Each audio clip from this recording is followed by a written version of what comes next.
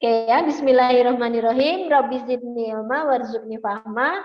Semoga Allah berikan kalian ilmu yang bermanfaat hari ini, pemahaman yang baik dan benar mengenai sifat koligatif larutan hari ini. Dan Allah mudahkan kita semua dalam proses pembelajaran sore ini ya. Semoga tidak ada masalah, tidak ada gangguan sinyal juga buat kalian. Semoga suaranya Kawi juga nggak ada masalah, kedengaran semua dari awal sampai akhir, penjelasannya Kawi jelas ya, insya Allah. Amin. Bismillah. Kami share screen PPT sifat koligatif ya. Oke. Seperti biasa ya, Dek, ada 2 pertanyaan prekognisi seperti di awal ya, pertanyaan di awal. Jadi silahkan nanti dijawab, boleh melalui chat rame-rame, boleh ke chat pribadi sama Kak Wiwi ya, boleh. Ada 2 soal mengenai sifat koligatif larutan. Nanti yang dimaksud ini sebagai pengertian awal aja ya nih ya, awal ya.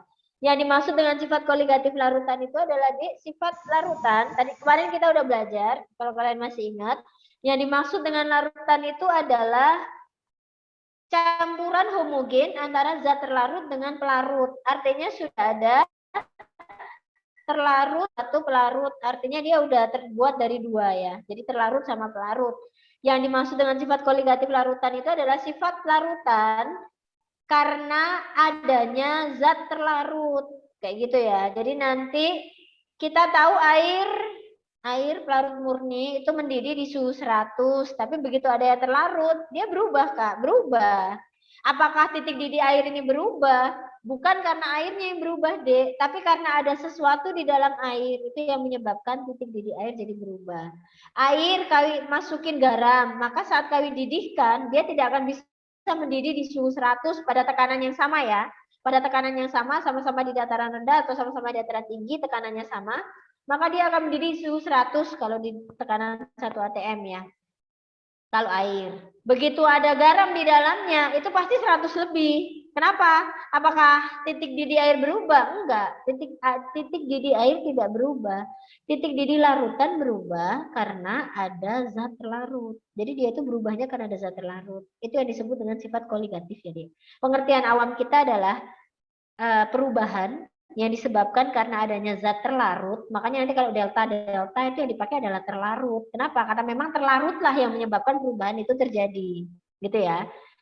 Di ilmu kimia kita sebut sebagai sifat koligatif. Di awam kita sebutnya seperti itu. Ya. Soal nomor 1 ya, Dek ya. Siap ya? Siap ya? Siap lah. Titik didih air di dataran rendah lebih tinggi daripada titik didih air di dataran tinggi. Benar apa salah deh? Titik didih. Yang jelas nggak sama. Karena kan tadi kayak bilang ya sekilas. Dia sama kalau tekanannya sama. Kalau tekanannya berbeda udah jelas beda. Tapi sip, mantap. Apalagi anak pala nih, pecinta alam. Sebelum corona yang udah sering naik ke gunung gitu ya. Naik ke Gunung Lawu, Gunung Merapi, Semeru, pasti apal banget ini ya. Memang titik didih air di dataran rendah lebih tinggi dibandingkan titik didih air di dataran tinggi.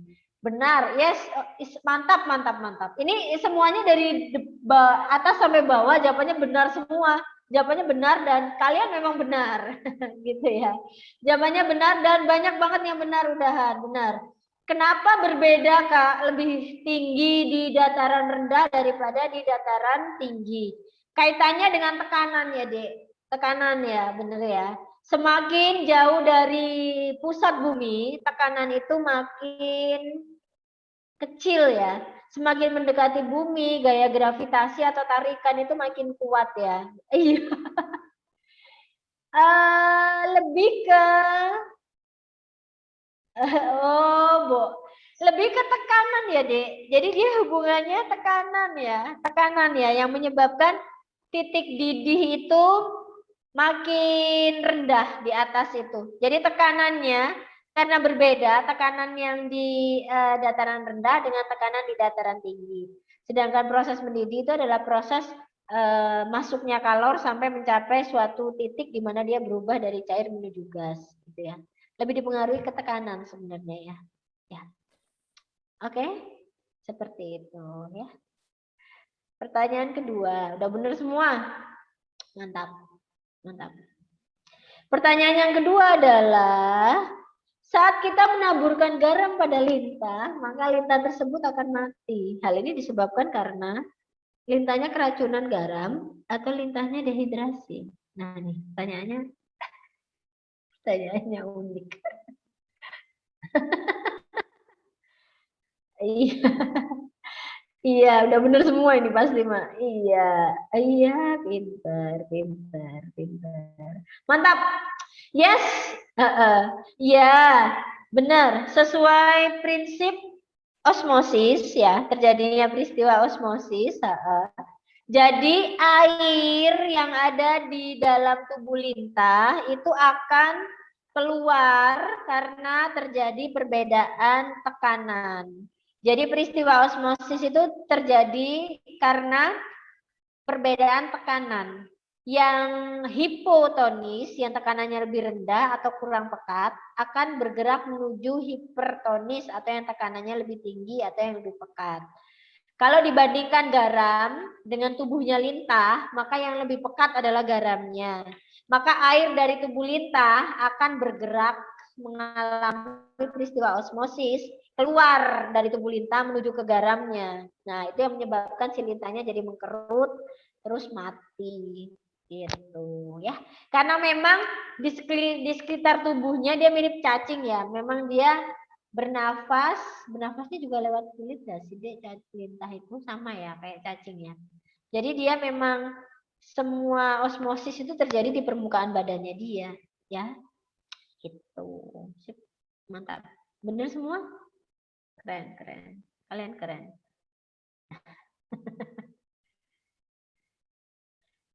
Hipotonis bergerak ke hipertonis deh. Hipo ke hiper. Airnya banyak menuju ke yang airnya dikit. Kalau di kimia kan pakai air ya, pakai tekanan ya, atau kepekatan. Dari yang airnya banyak alias encer menuju ke yang airnya dikit alias pekat gitu. Ya. Jadi bandinginnya tadi adalah garam dengan si badannya lintah. Badannya lintah lebih banyak airnya, garam lebih dikit airnya. Maka air akan mengalir dari yang banyak air atau tekanannya rendah menuju yang sedikit air. Tekanannya tinggi. Hipo dan hiper. Hiper. Ya, gitu ya.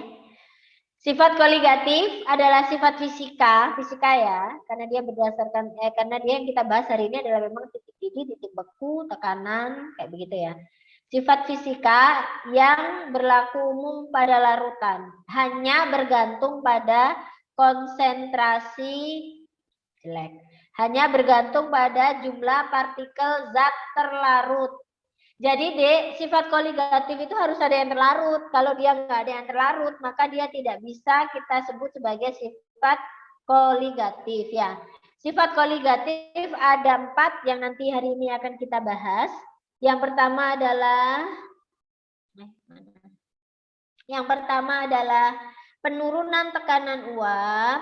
Yang kedua adalah kenaikan titik didih. Yang ketiga adalah penurunan titik beku. Dan yang keempat adalah tekanan osmotik larutan. Penurunan tekanan uap atau yang kita kenal sebagai delta P. Jadi nanti ada kata-kata penurunan, kenaikan, penurunan, itu delta ya, Dik. Atau di soal nanti kata-katanya perubahan sama. Itu maksudnya delta ya. Delta P, delta TB dan delta TF. Kenapa tekanannya turun Kak? Ini kayak begini nih ya, Dek. Jadi ini contohnya, ini adalah pengukur tekanan ya, Dek. Jadi kalau kita punya air saja, lalu kita didihkan, air saja kita didihkan. Ini contohnya gambar yang pertama ya. Air saja kita didihkan, maka dia akan menguap. Lah, jumlah uap itu yang nanti kita sebut sebagai tekanan uap. Jadi jumlah uap itu nanti yang kita sebut sebagai tekanan uap. Jadi jumlah uap itu yang kita sebut sebagai tekanan uap. Lalu yang gambar kedua ini ada partikel zat terlarut, Dek, yang berwarna kuning-kuning ini mungkin ya. Ini adalah partikel zat terlarut. Perbedaannya adalah saat kalian cuma punya pelarut, maka pelarut akan menguap sesukanya dia. Ya nggak sih, Dek? Sesukanya dia, orang isinya dia doang, maka dia mau menguap ya udah menguap aja. Tapi begitu ada zat terlarut ini akan mengadakan interaksi dengan pelarut. Jadi istilahnya terlarut itu akan megangin. Jadi dipegangin tuh, pelarutnya itu dipegangin. Mau menguap nggak boleh dipegangin. Mau menguap nggak boleh dipegangin gitu. Semakin banyak terlarut, interaksinya makin banyak, maka semakin banyak yang megangin. Maka yang menguap makin apa, Dek? Kalau semua pelarut dipegangin sama terlarut, maka yang menguap berkurang apa bertambah? Kurang. Berkurang apa bertambah? Kalau ada zat terlarut seperti itu. Pintar. Ya, berkurang. Kenapa? Karena ada interaksi antara terlarut sama pelarut ini loh yang menyebabkan pelarutnya jadi nggak bisa menguap. Makanya dia turun. Nah, itu jumlah yang menguap jadi berkurang kan? Nah, itu yang disebut dengan penurunan tekanan uap. Jadi awalnya dia menguap sesuka dia, karena kan memang dia isinya cuma pelarut doang gitu ya. Isinya pelarut doang, maka dia menguap sesuka dia. Banyak. Begitu ada terlarut berkurang lah, ini kan namanya penurunan. Jadi jumlah yang menguap jadi berturun, berkurang atau menurun. Tuh, makanya kata-katanya adalah penurunan tekanan uap. Gitu deh. Oke, paham sampai sini? Ini kenapa nggak connect? Nah, saya paham ya sampai sini? Seperti itu. Lalu yang kedua adalah kenaikan titik didih. Hubungannya juga dengan interaksi dari si terlarut dengan pelarut. Jadi dia hubungannya tetap dengan interaksi si terlarut dengan pelarut. Hubungannya nanti ya, tetap. Lalu ada penurunan titik beku. Ketekanan osmosis larutan simbolnya pi. Pi di sini adalah pi tekanan osmosis. Pi adalah simbol dari tekanan osmosis, bukan 22/7 atau 3,14 ya, Dek ya, bukan ya. Kita lihat diagram P dan T dari larutan. Kenapa disebut diagram PT, Kak? Karena ke atas P, ke samping T. Diagram PT. Gitu ya. Fasenya ada 3, Dek. Ada fase cair, perhatikan ya. Di sini kami punya fase cair, di sini kami punya fase padat, di sini kami punya fase gas. Perubahan dari cair ke padat adalah peristiwa membeku. Benar nggak?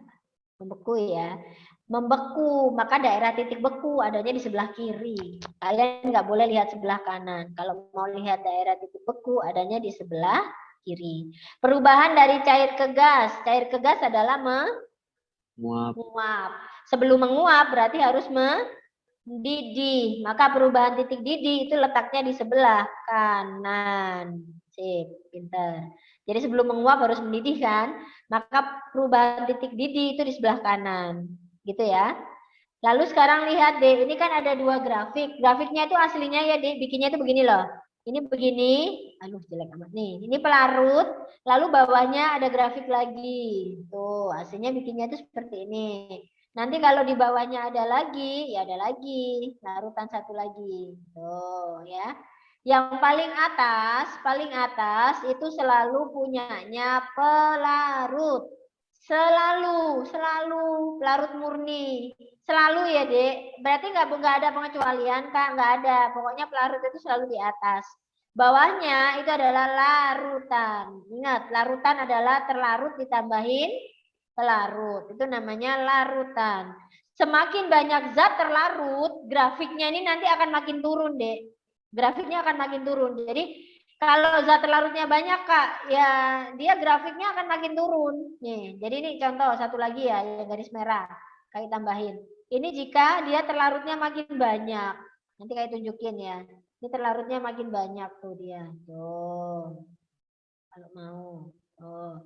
Ini larutan juga, Kak. Iya, larutan juga. Tapi jumlah terlarutnya lebih banyak dibandingkan larutan yang tengah. Gitu ya. Atas selalu pelarut, bawah selalu larutan. Selalu. Lalu kita tarik di tekanan 1 atm ya, Dek. Tekanan 1 atm untuk mencari suhu ya. Ini tekanan 1 atm, anggaplah 1 atm. Ini di sini titik yang memotong pelarut murni. Kawi anggaplah pelarut murninya ini kawi 0 air ya. Maka perubahan dari cair ke padat adalah membeku. Karena memotong pelarut murni, anggaplah air, berarti ini suhunya berapa, Dek, kalau ditarik ke bawah? Air membeku pada suhu 0 derajat. 0 derajat di sini.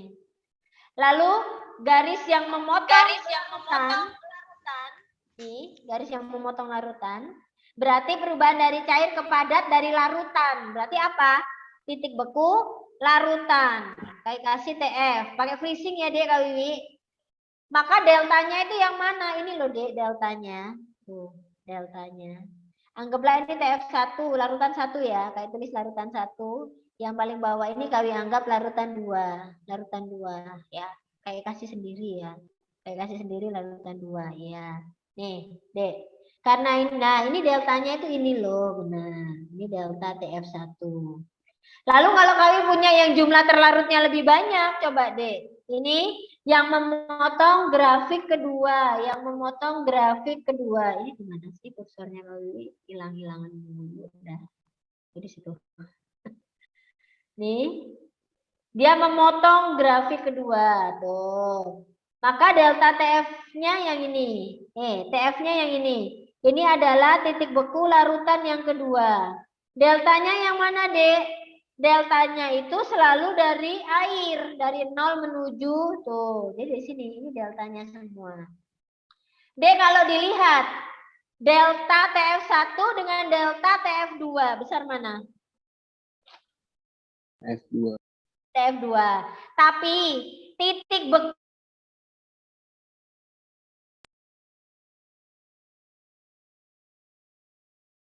satu dengan titik beku larutan 2. Titik beku besar mana? Besar yang TF1. ya.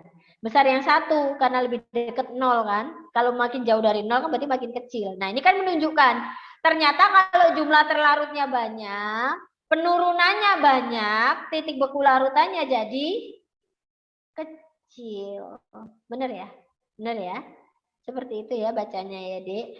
Lalu kalau kamu lihat titik didih, perhatikan sebelah kanan. Yang memotong pelarut murni dari cair menuju padat, berarti ini adalah titik didih pelarut murni. Kalau kami pakai air, berarti titik didih air adalah 100 derajat. Ya. Maka yang memotong larutan, ini yang kita sebut sebagai titik didih larutan. Titik didih larutan. Deltanya yang mana, Kak? Ini loh deltanya. Oh, delta TB. Ya, semakin banyak yang terlarut berarti kenaikannya makin banyak sehingga titik didihnya makin besar. Itu ya, Dek. Bacanya seperti itu.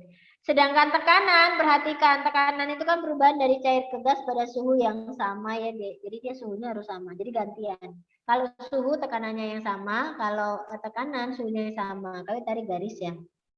Aduh, kenapa nggak bisa lurus? Ya udah deh ya, anggap saja lurus ya. Nah, ini suhu yang sama. Tarik sampai ke bawah juga boleh lah. Mungkin suhu ruangan mungkin tergantung ya kamu mau mengukurnya pada suhu berapa. Maka ini titik yang memotong pelarut murni ini yang kita sebut sebagai tekanan uap pelarut murni. Tariknya ke kiri. Ini yang kita sebut sebagai P0 atau tekanan uap pelarut murni. Lalu titik yang memotong larutan, ini yang kita sebut sebagai tekanan uap larutan. Atau disimbolkan dengan P. Deltanya yang mana, Kak? Ini loh. Tuh, turun ya, Dek. Kelihatan ya? Kelihatan ya? Delta TF turun, delta TB naik, delta P turun. Makanya penurunan tekanan uap, kenaikan titik didih, dan penurunan titik beku. Itu, seperti itu. Ini grafik P dan T. Apakah ada pertanyaan nyampe sini? Sebelum kami lanjut. Lanjut, nggak ada pertanyaan. Kayaknya udah hafal kali ya sifat koligatif. Kayak udah berkali-kali, Kak, dijelasin. Lanjut ya. Nah ini titik-titiknya boleh kalau mau dilihat. Sama aja ya. Kami langsung ke rumusnya ya, Dek. Larutan elektrolit dan non elektrolit.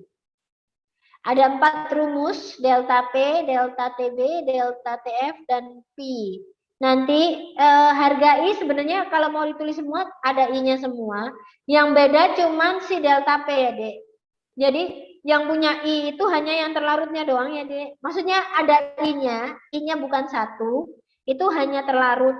Jadi yang memiliki sifat elektrolit. Kalau dia elektrolit, kan memang harga I sama dengan harga N ya.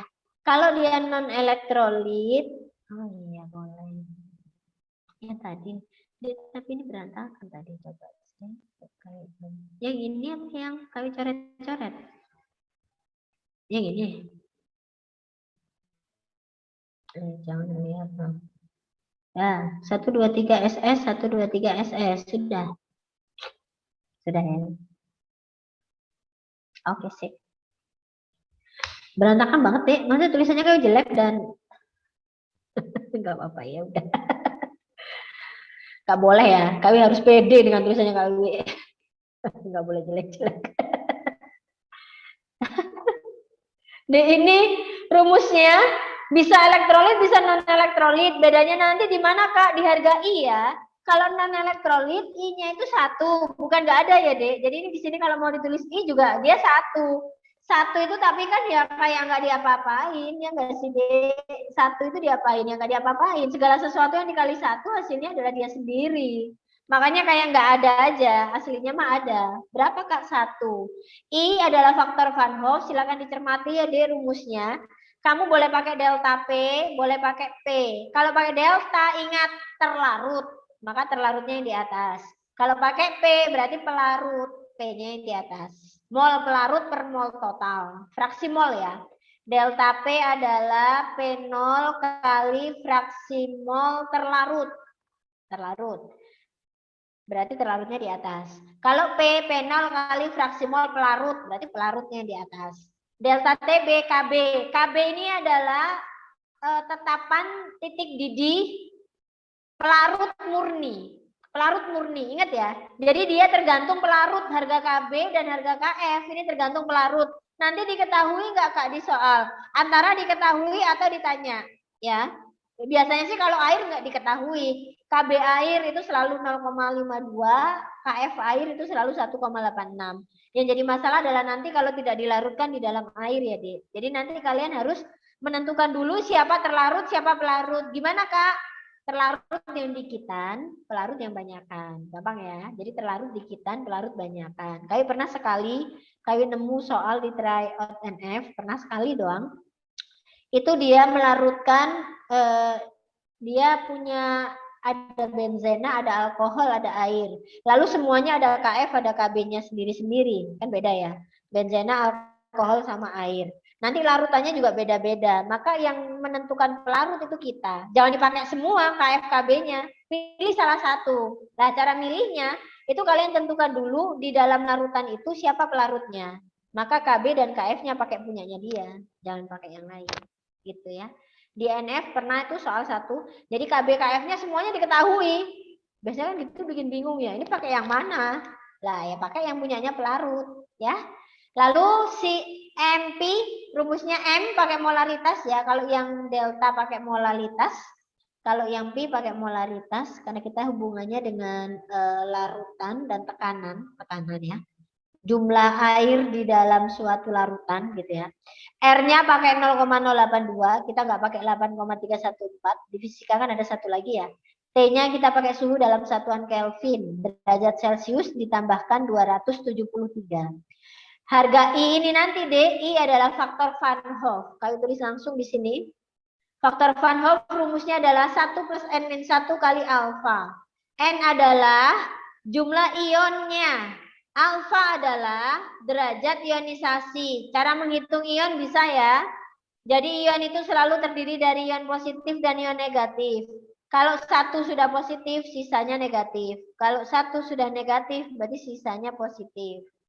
BaOH2 Kak, Ba-nya 1 positif, OH-nya 2. Jadi jangan dihitung O sama H gitu loh, Dek. Enggak, jadi OH satu kesatuan. K2SO4, K-nya 2, SO4-nya 1. Na3PO4, Na-nya 3, PO4-nya 1. Hitungnya begitu. Maka ini adalah N-nya, jumlah ion. Atau D, nanti di soal dia dituliskan sebagai, ada tuh ya soal, biner. Biner itu N-nya 2. Terner. N-nya 3. Jadi dia terion menjadi 3 gitu ya, Dek. Lalu kuarterner. Dia terion menjadi 4. Ini yang sering keluar aja ya. Kuarterner. N-nya 4. Di soal seringnya begini. Jadi kalau tidak ada, Kak nggak ada senyawanya, Kak nggak tahu jadi berapa ion. Tapi di soal ada kata-kata biner. Oh ya udah, berarti N-nya adalah 2. Gitu ya, Dek. Oke? Jadi jangan bingung duluan ya. Nanti harga I, oke lanjut. Tadi udah di SS belum ya ini? Yuk, SS. 1, 2, 3 SS, 1, 2, 3 SS. Sudah. Faktor Van Hoff, kalau dilihat dari harga alfa, kita tahu ya, kalau dia elektrolit, apa tuh yang pertama? Elektrolit, non dulu, non elektrolit. Yang tabel. Oh, tabelnya mau di SS. Boleh. Kalian nggak tahu ya kapan kami mau ganti slide ya. Jadi nih. 1, 2, 3 SS, 1, 2, 3 SS. Sudah? Sudah. Rumusnya Dek dari zaman kuliah, dari zaman kami SMA sekitar 20 tahun yang lalu sampai sekarang kami ngajar kalian 20 tahun yang lalu, bayangin. Itu nggak berubah Dek, rumusnya ya ini aja. Keren ya, ya memang namanya ilmu pasti Kak ya nggak berubah dong iya sih. Tapi kan kayak ada beberapa ilmu kimia dia mengalami perkembangan gitu ya Dek. Dia kagak. Dia dari 20 tahun yang lalu ya tetap aja kayak gitu rumusnya. Ya, karena memang ya sudah benar ya itu rumusnya ya. Nih, Dek. Iya. Kamu kok ngitung ya? Iya, Dek. Kayak udah tua ya. Anaknya kalian yang paling gede udah kelas 1 SMA. Tuh, bayangin. Sama kalian cuma beda 2 tahun. Kalian udah bisa jadi anaknya kalian sebenarnya. Non elektrolit ya, Dek. Yang pertama, non elektrolit. Kita tahu non elektrolit itu alfanya 0. Sekitar segituan lah. Ya, tebakannya mirip-mirip lah. Alfanya 0, Dek. Coba. Kalau dimasukin ke angka 0. Udah, kali udah nikah. Anaknya kali 2. Yang satu umur berapa itu dia ya? 15 apa ya? 15. Yang satu umur 4 tahun. Kayak udah punya buntut 2. Nih, alfanya 0. Masukinlah 0. 0 dikali sesuatu hasilnya 0. Masya Allah deh. 0 dikali sesuatu hasilnya 0. 0 ditambah 1. 1. Bener nggak? Nah, itu 1. Karena alfanya 0. Masukin ke rumus tuh.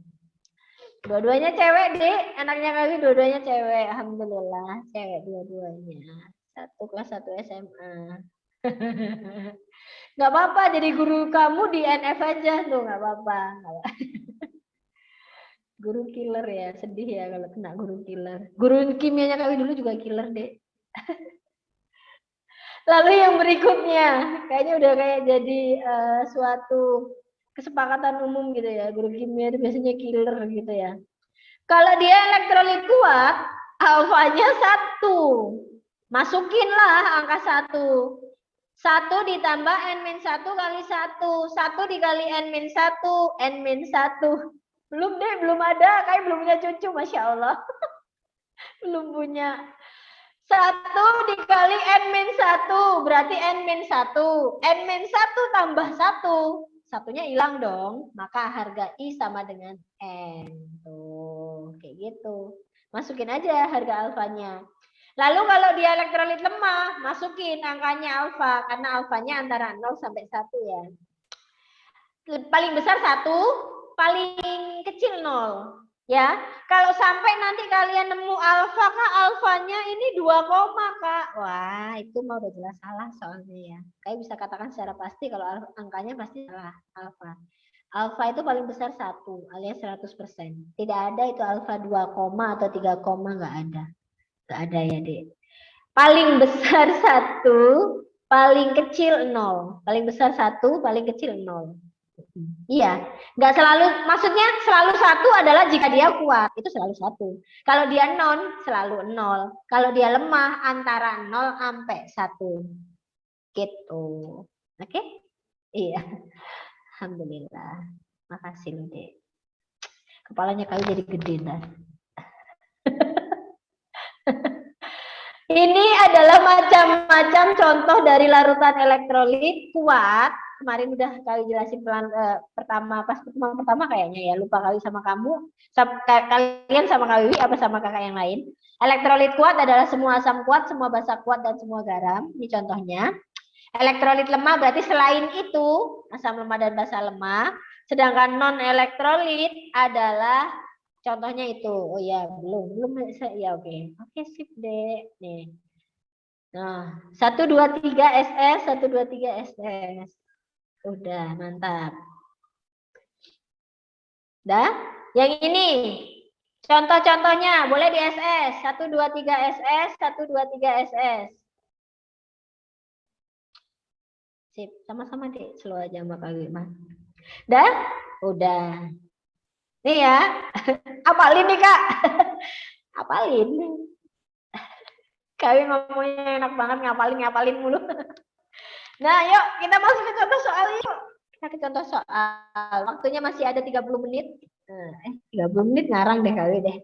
26 menit. Buletin aja ke atas ya. 30 menit. D, nomor 1. Makin banyak zat terlarut, berarti tadi kata-katanya kalau makin banyak zat terlarut, sifat koligatifnya makin besar ya, Dik. Semakin banyak zat terlarut, sifat koligatifnya makin besar. Pintar. Udah benar semua jawabannya. Ya. Jadi semakin banyak zat terlarut, kenaikan titik didih makin besar. Berarti harusnya titik didih larutan makin tinggi. Salah. Penurunan titik beku makin besar, berarti titik beku larutannya makin rendah. Salah, ya enggak? Yang ketiga, tekanan uap. Penurunan tekanannya makin besar, berarti tekanan uap larutannya makin rendah. Yap. Sip, benar semua jawabannya, mantap. C. Tadi apanya? Oh ya, oke, sip. Dah? Paham ya? Gampang banget, Kak. Iya, gampang banget. Yang berikutnya, mana yang merupakan titik beku pelarut, Dek? Pelarut. Yang mana yang titik beku pelarut? Titik beku pelarut yang ini kayaknya udah pada bisa juga semua nih. Ya, E aksen, pinter. E aksen ya, Dek. E aksen. Nih, titik beku pelarut berarti kita bicara mengenai pelarut. Tadi ke bawah. Kak, nggak boleh E. D, ini di sini kebetulan karena nggak ada E ya. Tapi menurut Kawi kan yang ada angkanya itu kan yang di sumbu X. Maka harus tarik ke bawah. Gitu aja istilahnya biar akurat kali ya. Jadi E aksen. Seumpama E aksen nggak ada Kak, adanya E. Ya udah E aja yang dipilih ya. Gitu ya. Titik beku pelarut murni. E aksen. Titik didih larutan yang mana? Titik didih larutan. Iya pintar. Ya, G atau G aksen, benar. Jadi yang ada angkanya yang G aksennya. Maka jawabannya adalah E aksen dan G aksen. Sip, mantap, mantap, mantap. Kita pinter semuanya. Sebanyak, kita contoh soal ya, sebanyak 60 gram urea. Jadi Kawi punya urea 60 gram. 60 gram. Dia ada yang mau di SS? Enggak kan?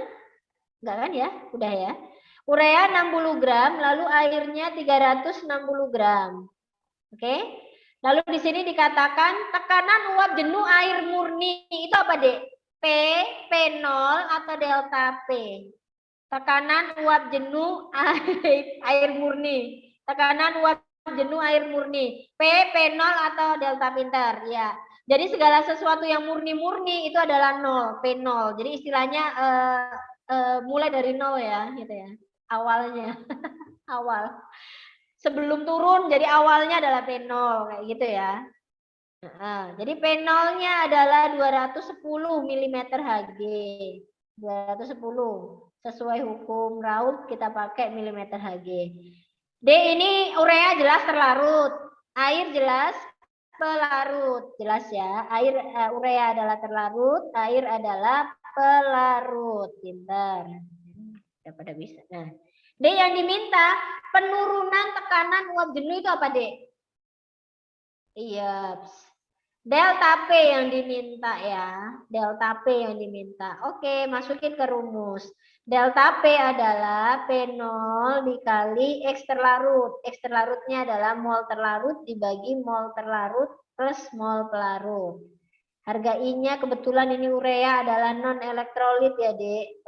Taruh sini juga nggak apa-apa lah. Non elektrolit ya urea. P0-nya adalah 210, rumusnya mol adalah gramnya dibagi mr, gramnya urea 60, mr-nya 60 per ini 60 per 60 per plus 360 dibagi air mr-nya 18. Coret. Ya. Jadi 210 kali 1 per 1 plus 20 deh. Tuh. 21 ya bawah. Tuh. Jadi tinggal 10 ya. Maka delta P-nya berapa? 10 mm Hg. Perhatikan di soal, yang ditanya delta P apa P? Delta P, Kak. Ya udah, berarti jawabannya pinter. Gak usah dicari lagi, Kak. Nggak usah. Kan yang ditanya delta P. Kecuali di soal yang ditanya berapa tekanan uap larutan. Dia nggak usah pakai P0 kurangin bla bla bla ya. Ingat ya. Bukan ingat. Kali condongnya nggak pakai rumus ya. Karena kan kita tahu tekanan uap turun. Awalnya air 210. Turunnya 10. Berarti sekarang berapa tekanan uap larutan? Pinter. Ya, gitu ya, ngerti? Jadi nggak usah pakai rumus, Kak, nggak usah. Awalnya air 210, turunnya 10. Berarti sekarang tekanan uap larutannya jadi 200. Yes, seperti itu. Nggak usah pakai rumus-rumusan ya. Karena dulu dia Kawi adalah termasuk orang yang sering kebolak-balik. Delta P kurangin P0 atau P0 kurangin delta P itu Kawi suka kebalik-balik. Mungkin Kawi doang ya, waktu SMA itu Kawi sering kebolak-balik. Akhirnya malah Kawi itu lebih cepat ngapalin dari konsep. Karena tekanan uap turun, oh ya udah, awalnya berapa di air, turunnya berapa, itu tekanan uap larutan. Sama kayak titik beku, awalnya air membeku di 0, turunnya berapa, ya udah itu titik beku larutan. Gitu deh. Jadi kayu nggak pakai rumus lagi, kayu pakai pengertian konsepnya. Itu malah lebih cepet nyantol di KWI. Tapi kalian sesuaikan aja dengan cara kalian gampangnya gimana ya nyantolnya ya. Kayu nggak memaksakan kehendak ya. Ini kayu cuma berbagi pengalaman. Dulu kayu sering banget kebolak-balik. P adalah P0 kali delta P kayak gitu ya. Itu kayu kebolak-balik. Padahal cuma 3 huruf doang. Itu kayu kebolak-balik. Jadi seperti itu dulu kayak waktu SMA ya. Kayak juga pernah kesusahan deh, kimia pun pernah kesusahan. Karena itu kayak tahu di mana kira-kira susahnya ya. Nah, ini yang kedua, soal nomor 6. Ada yang namanya etilen glikol. Etilen glikol ini deh, ini yang terkenal sebagai anti beku, anti freeze, senyawa anti beku. Kayak cerita dulu ya. Ini biasanya digunakan, dikit aja untuk pengetahuan, ini adalah salah satu penerapan sifat koligatif yang merupakan penurunan titik beku. Jadi ini biasa digunakan untuk di negara-negara dengan 4 musim, negara 4 musim ya. Di Indonesia musimnya kita cuma 2. Kalau tidak panas, ya panas sekali. Musimnya cuma 2.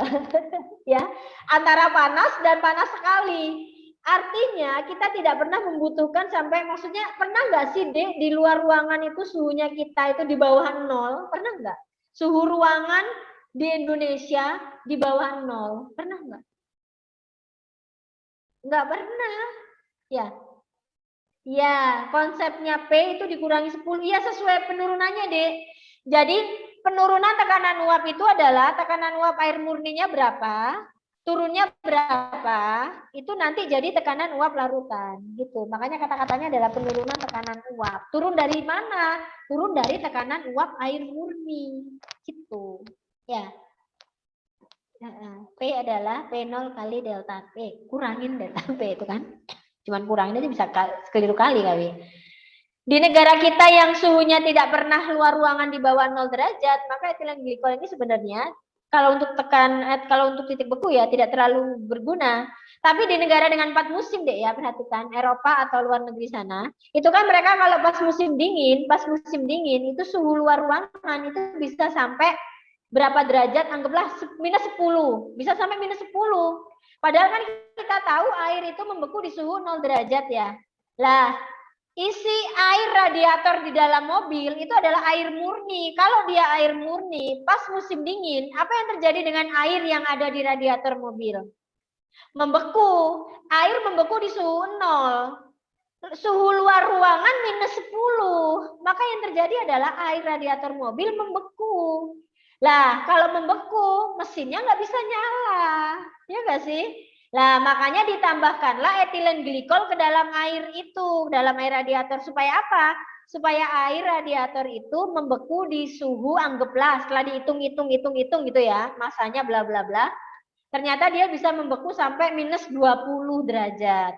Artinya, di suhu minus 10, ruangannya masih minus 10, itu dia belum membeku. Kenapa? Karena setelah ditambahkan etilen glikol, dia turun jadi minus 20 titik beku air. Gitu ya. Makanya dikatakan anti beku. Fungsinya adalah menurunkan titik beku. Supaya apa? Air yang ada di radiator mobil itu tidak membeku. Gitu. Jika tekanan atmosfer berpengaruh pada titik didih, mengapa dalam rumus kenaikan titik didih tidak terdapat variabel tekanan, Kak? Berkaitan dengan pertanyaan di awal slide tadi. Tekanan atmosfer berpengaruh pada titik didih. Mengapa dalam slide ini? Sebenarnya ya, Dek, sebenarnya ya, ini penjelasannya agak panjang. Di dalam ilmu kimia, di dalam kesetimbangan fase 3 fase itu, nanti macam-macam, Dek. Bisa, ini kebetulan yang kita pelajarin sekarang adalah sifat koligatif ini, titik didih tidak ada kaitannya, tidak berkaitan. Maksudnya tidak dikaitkan dengan tekanan. Tapi nanti bisa aja di rumus yang lainnya itu dikaitkan dengan tekanan. Jadi kondisi perhitungan kimia itu macam-macam. Apalagi ini di kesetimbangan ya. Ini termasuk dalam ada namanya isobarik, ada namanya isotermis, macam-macam deh. Jadi pendekatannya macam-macam. Kebetulan di koligatif ini yang kita pelajarin adalah dianggap tekanannya sama. Jadi kita nggak mempengaruhi, jadi kita itu tidak mengukur titik didih pada tekanan yang berbeda, itu kita enggak deh. Yang kita ukur adalah titik didih dan titik beku pada tekanan yang sama. Akan beda ceritanya kalau kamu mengukur titik didih di tekanan 1 atm di dataran rendah dengan di tekanan yang kurang dari 1 atm di dataran tinggi. Itu nanti caranya ngitungnya beda deh. Tapi ada Kak rumusnya? Ada. Ini di fisika malah lebih dijelasin ini. Ini namanya si kesetimbangan 3 fase. Ini nanti ada sendiri deh babnya. Paham nggak maksudnya Kak? Jadi di sini di koligatif itu kita membatasin penentuan titik didih dan titik beku pada tekanan yang sama. Tapi kalau mau mengukur pada tekanan yang berbeda, ada rumusnya, ada. Cuman tidak dijelaskan di SMA. Mungkin nanti kalau pas kalian kuliah dapat deh. Atau mungkin di fisika kali ya. Ya, ngerti nggak dek maksudnya? Jadi memang berpengaruh, tapi di koligatif ini iya, benar, pinter. Jadi semua titik didih dan titik beku ini kita ukur pada kondisi tekanan yang sama, Dek. Makanya tekanannya kita abaikan. Kita anggap dia diukur pada 1 atm alias pada kondisi sekitar seperti ini aja biasa, seperti di luar ruangan kita. Jadi 760 cm Hg di atas permukaan laut. Itu adalah 1 atm. Gitu. Ya, seperti itu ya. Semoga memuaskan jawabannya. Sip. Iya. Nggak apa-apa. Iya, dia nggak apa-apa. Kayak dulu nggak pernah bertanya-tanya, tapi kayak nggak pernah kali tanyain. Ternyata pas kuliah dapat. Dan cukup banyak ya di rumusnya nanti ya. Nggak apa. Ya. Nih contoh ya, yuk yang ini. Etilen glikol berarti terlarut. Lalu si air berarti pelarut. Pelarut ya. Etilen glikol terlarut, airnya adalah pelarut. Titik didih dan titik beku yang diminta berarti titik didih bukan deltanya ya, titik didihnya dan titik bekunya, TB dan TF-nya. Kita tahu tidak ada rumus TB, tidak ada rumus TF, yang ada adalah rumus delta. Kita hitung ya, KB kali M kali I. Etilen glikol adalah non elektrolit. KB-nya 0,52, rumusnya molal gram 18,6 bagi MR, MR-nya 62, 1000, airnya adalah 100. I-nya etilen glikol 1. Ini 10. 18,6 dibagi 62 adalah 3. 0,52 dikali 3 berapa, Dek? 1,56. Ini adalah kenaikannya. Titik didih air adalah 100. Ya, Dek. Titik didih air 100. Kenapa air, Kak? Dia dilarut di dalam air. Ya, titik didih air 100. Naiknya 1,56. Berarti jawabannya 101,56. Tuh, itu ya. Kayak nggak pakai rumus-rumusan lagi. Coba, kayak ke chat. Ditambah benar.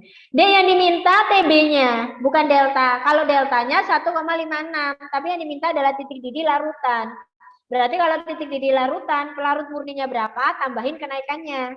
Kenapa Kak nambah? Karena kan tadi kita udah tahu ya, titik didih itu naik. Kenaikan titik didih. Kenaikan titik didih.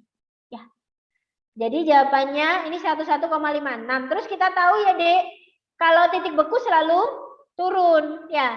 Turun berarti dari 0. Air kan membeku di 0. Turunnya berapa? Ya, di sini turun cuman kelihatan cuman E doang ya.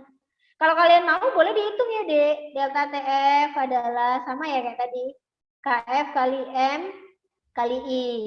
KF-nya adalah 1,86. M-nya kita ngitung karena sama M-nya berarti 3. I-nya 1. Oh, udah Kak. Iya, 5,58. Ini penurunannya. Titik beku air 0.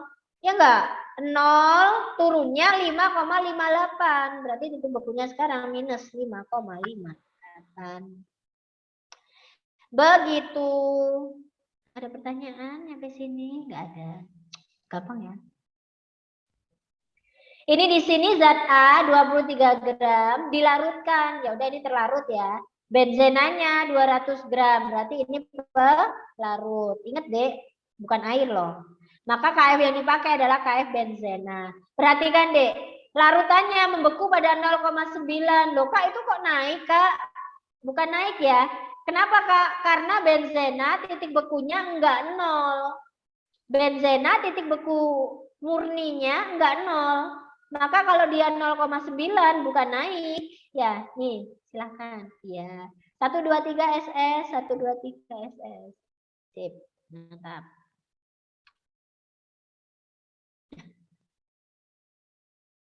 Sudah. Oke. Nah. Ya.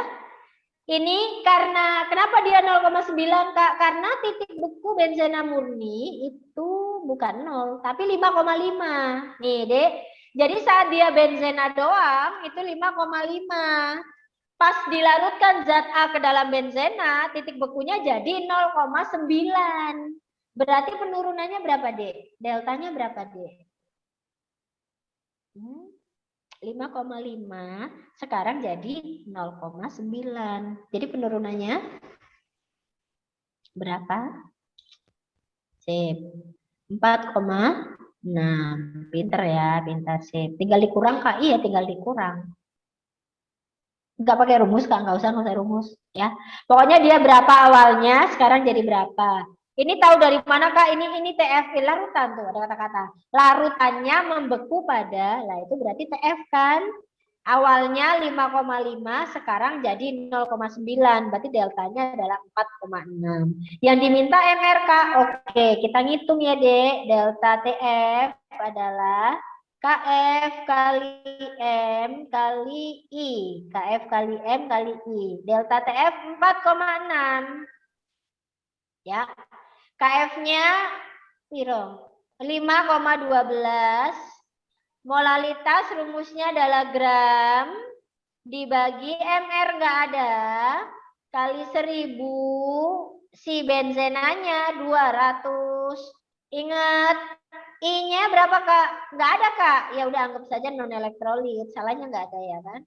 Rumusnya juga nggak ada kan, kita nggak bisa nentuin ya N-nya. Maka anggaplah I-nya 1 non elektrolit.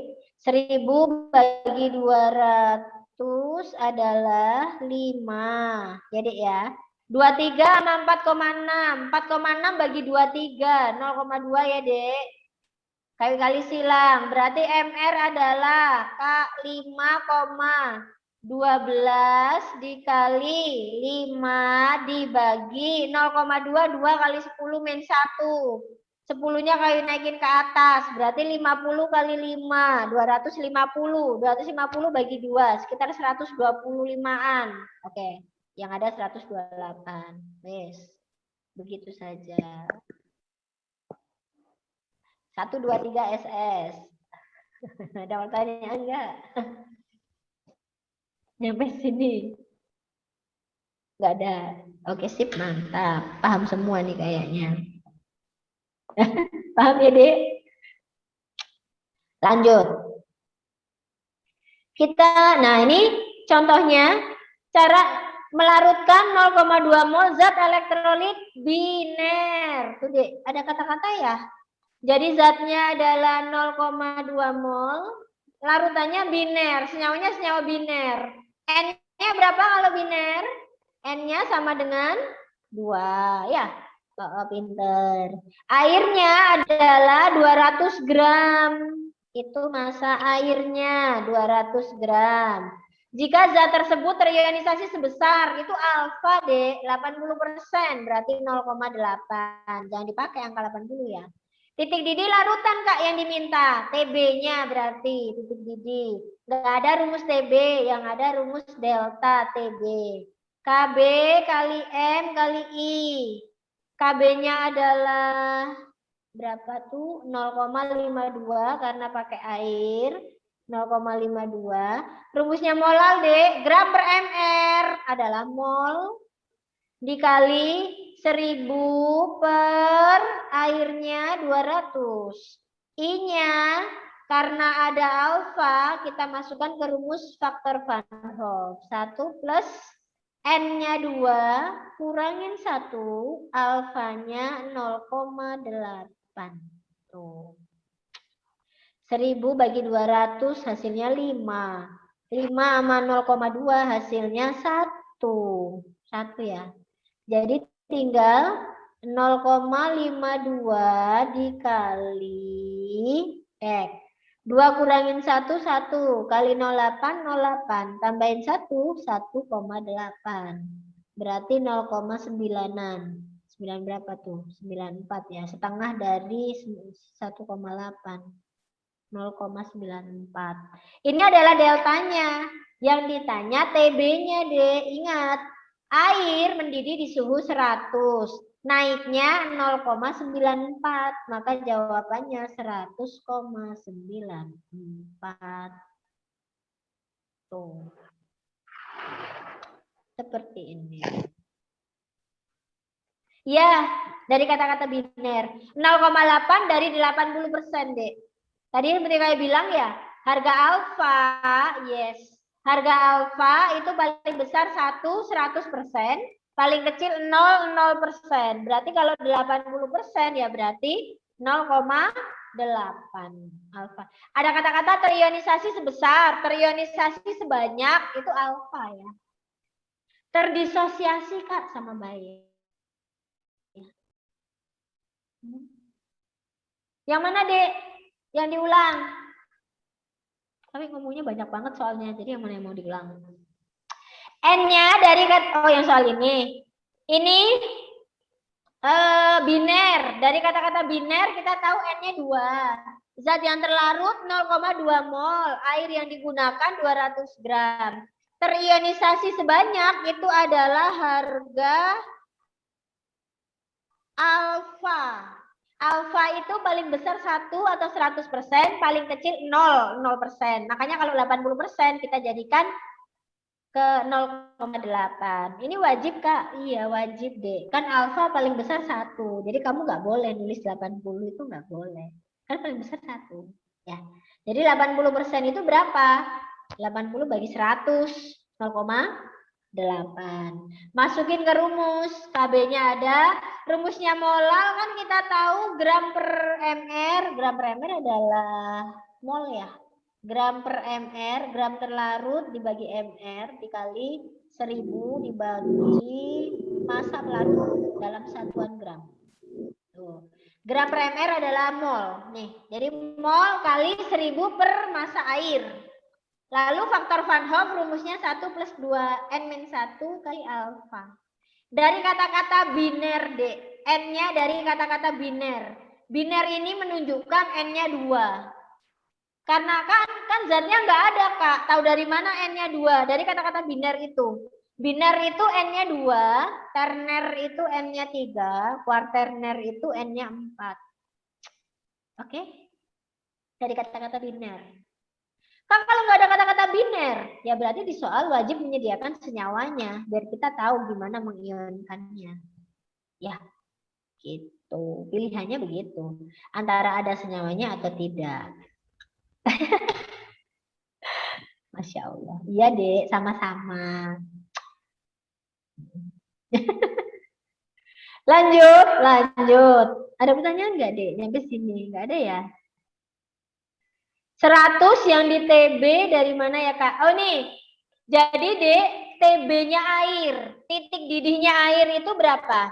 100. Lalu kenaikannya itu 0,94.